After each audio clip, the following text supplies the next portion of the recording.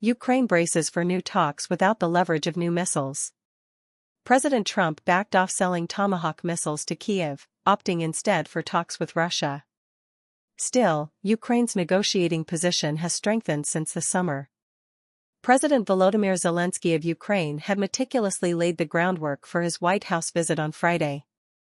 For days, he hammered one message, that Kyiv needed US-made Tomahawk missiles to strike deep inside Russia. Then, he nudged President Trump toward selling the weapons in back-to-back calls last weekend. Finally, before his arrival, he sent top aides to Washington this week to meet with the missiles manufacturer. But when Mr. Zelensky landed in Washington, the landscape had changed. Mr. Trump had taken a phone call from President Vladimir Putin of Russia, who appeared to steer him away from selling the weapons and toward reviving peace talks with an in-person meeting. As Mr. Zelensky sat in front of Mr. Trump on Friday, the American leader's shift was apparent. "Hopefully, we'll be able to get the war over without thinking about tomahawks," Mr. Trump told him. "Mr. Putin," he added, "wants to make a deal." It's a déjà vu, Alexander Merezhko, the chairman of the Foreign Affairs Committee in the Ukrainian parliament, said in an interview after Friday's meeting. Mr. Trump fell again for Putin's old trick. The sequence of events was all too familiar to Ukrainians. For months, they have watched efforts to rally the mercurial American president to their side being repeatedly undercut by Russia dangling the promise of more peace talks. Ukrainians now worry they have lost the momentum they had built in recent weeks by playing on Mr. Trump's frustration with Moscow's refusal to settle the war.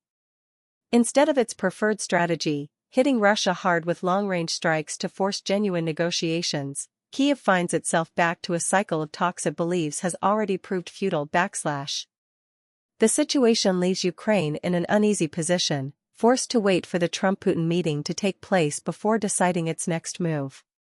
If the talks yield nothing, Kyiv is expected to try again to steer Mr. Trump toward providing more weapons.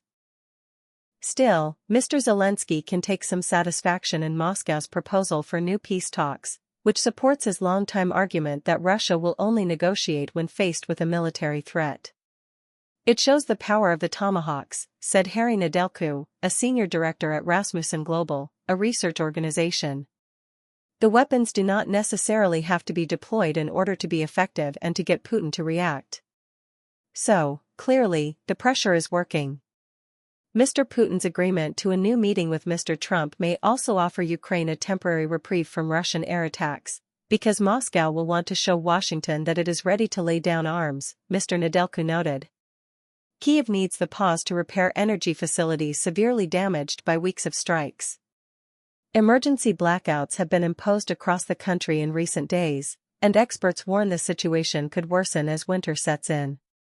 In a sign that Kyiv and Moscow could still find common ground, the International Atomic Energy Agency announced on Saturday that both sides had agreed to a local ceasefire near the Zaporizhzhia nuclear plant in southern Ukraine, which Russia controls.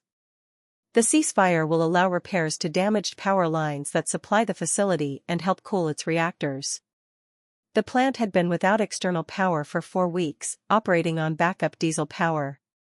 The question is whether Mr. Putin will negotiate in earnest in his meeting with Mr. Trump, tentatively scheduled in Budapest in the coming weeks. Mr. Merezhko, the Ukrainian lawmaker, said he doubted it, adding that Mr. Putin, if he actually went to Budapest, would try to deceive Trump again. Editor's picks. My husband, the reluctant barista. How Ace Frehley made New York groove his own. Want to know what you'll pay for college? There's a fast new calculator for that. Asked on Friday whether he was concerned that the Russian leader was trying to buy himself more time, Mr. Trump responded, "I am. But I've been played all my life by the best of them, and I came out really well," he added. Mr. Nedelcu, the analyst, said Mr. Trump would want to avoid a repeat of his previous meeting with Mr. Putin in Alaska in August, which produced no results after Russia repeated demands for extensive territorial concessions by Ukraine, a non-starter in Kyiv. Trump wants Budapest to be a summit with substance, Mr. Nedelcu said. He wants the opposite of Alaska. Analysts say that if a new round of talks gets underway, Ukraine is in a relatively stronger position than in previous negotiation attempts. While concerns ran high this spring and summer that Russia might capture crucial cities in the eastern Donetsk region, Ukraine has held firm and retained control of the cities. Russian progress has slowed in recent weeks, and Ukrainian counterattacks have regained some territory. Analysts expect the front to stabilize over the winter, with sparse vegetation limiting cover for troops and cold complicating logistics. Russia's limited advances on the battlefield have helped Ukrainian officials talk Mr. Trump out of his initial belief that Russia was bound to win the war and that Ukraine would be better off striking a deal, even if it meant ceding land. They are now less concerned that Mr. Trump might undercut Kyiv in future negotiations. "I think we began to understand each other," Mr. Zelensky said of Mr. Trump on Friday, noting that the American leader was regularly briefed on the battlefield situation. A months-long Ukrainian campaign targeting Russian oil infrastructure has also given Kyiv new leverage by putting Moscow under economic pressure. By last month, Ukraine had destroyed or damaged about 20% of Russia's refining capacity, causing severe gasoline shortages in several regions and bringing the pain of war home to Russians. While Mr. Trump's decision earlier this year to end military and financial aid to Ukraine raised fears that Kyiv's ability to fight would be severely curtailed, European funds have partly filled the gap and European capitals are now exploring ways to channel large sums to support the war effort on the long term. European leaders are discussing a proposal to lend $160 billion to Ukraine based on frozen Russian sovereign assets in Europe, about 3 times Ukraine's annual defense budget. The International Monetary Fund also appears likely to approve a new multi-billion-dollar financial aid program for Ukraine, according to officials from the fund and Ukraine who met this week in Washington and requested anonymity to discuss closed-door meetings. After the White House meeting, Mr. Zelensky told reporters that he backed Mr. Trump's renewed push to stop the fighting, though he doubted Moscow shared the sentiment. But he appeared frustrated at losing the leverage of the Tomahawks, saying he would no longer discuss the matter because the United States wanted to avoid escalation with Russia.